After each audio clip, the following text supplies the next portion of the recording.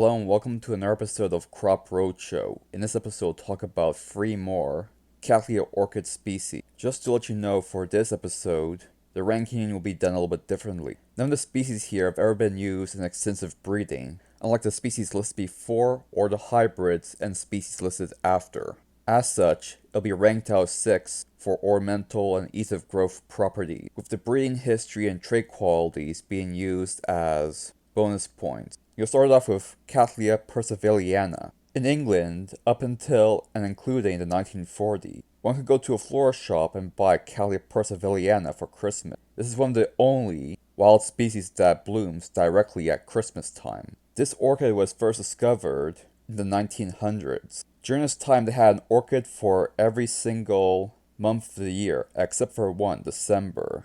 It was later discovered that Cattleya percivaliana naturally blooms during the month of December, filling in this empty void. Now one could have a large flower Cattleya for every month of the year. This celebration did not last long, however, due to the fact that despite its good shape, rich dark coloring, and desirable flowering season, the flower itself was only half the size of other major species of Cattleya, earning the disgust of all those major horticultural players during that era, such as Sir Trevor Lawrence. It was discovered in 1881 and introduced in 1882. Cattleya percivaliana was named after the horticulturist Mr. R.P. Percival of Birkdale, Southport, England. In 1884, Cattleya percivaliana finally came into its own when 2 cultivars of it won first-class certificates from the Royal Horticultural Society, one for a richly colored clone and another for an alba clone. As a species, it's very distinct and easy to identify.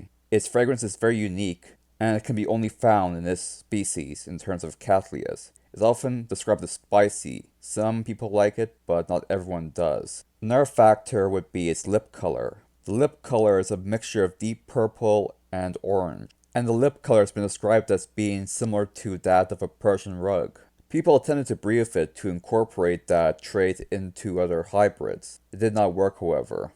With the exception of Cattleya alida, a hybrid between Cattleya darwiniana and Cattleya percivaliana. Cattleya alida became an orchid in its own right, and was used to breed 2 popular varieties, Cattleya heartland and Cattleya hyperion. Cattleya hyperion was also crossbred with other things to create Cattleya calves and Bloody Mary, respectively. And these hybrids contained that coloration, although that's as far as the breeding efforts went. Cattleya percivaliana has some ideal traits such as a pot plant, is compact enough to grow on a windowsill in most instances. This trait has been only replicated in recent hybrids. Cattleya percivaliana is also one of the few Cattleya orchids that produce well-shaped albino orchids. It is currently considered the easiest of the Cattleya species to grow within the large flower clade of Cattleyas.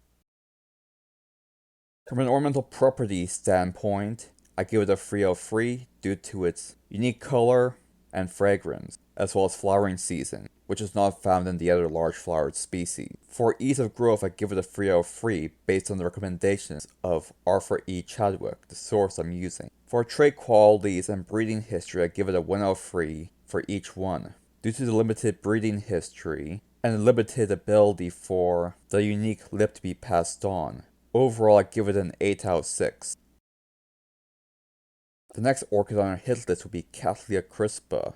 Cattleya crispa was a species from the early 1800s. That was discovered during that time period. First imported into England in 1826, it became popular due to its ease of growth, free-flowering nature, and large attractive flowers. These were introduced around the same time that Cattleya laebata and Cattleya maxima were available, but unlike those two which were rare at that time, this one was very common. Cattleya crispa is named because of its curled petals, distinct enough to justify making it a new species. This became the first generation orchid growers' favorite orchid to grow due to its ease of production and ease of obtainment. It is also one of the showiest orchids from Brazil.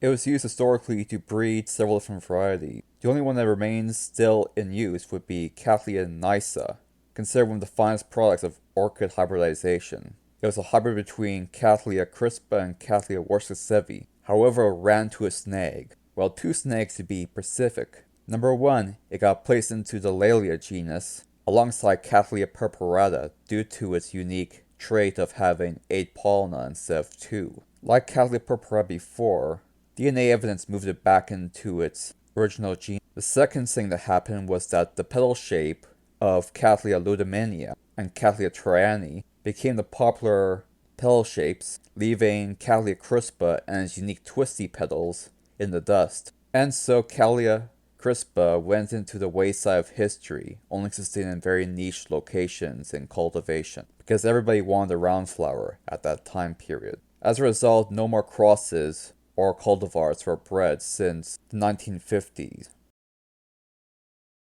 From a trait quality perspective, the traits that are passed on were considerably grandiose in terms of ornamental properties, so I give it a 2 out of 3 for that. For breeding history, only a small number of hybrids were ever developed due to the twisty petals falling out of favor, so I give it a 1 out of 3. From an ornamental property value, I give it a 3 out of 3, as I do ease of growth, giving it a total of 9 out of 6.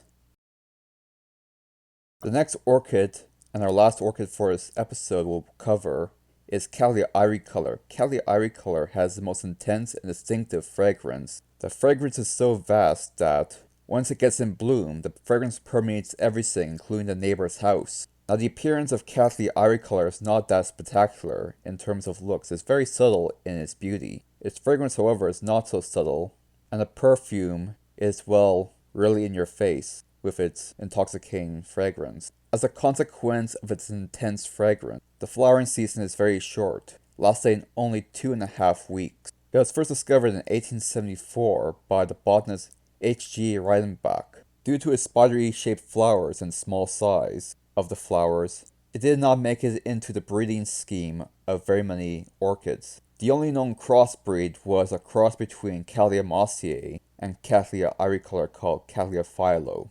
This crossbreed disappeared from cultivation entirely shortly after it was made, and has not grown very much in modern days, although it does have unique traits that make it suitable for growing within a greenhouse. For ornamental properties, I give it a 3 out of 3 due to the fragrance. In terms of ease of growth, I give it a 2 out of 3 due to the fact that it needs to be grown in a greenhouse to work, and will not work as a houseplant, but it does not need anything special once grown in a greenhouse. For trait qualities and breeding history, I give it a 0 out of 3 for each, for a total of 5 out of 6, and that about covers everything. Thank you for watching.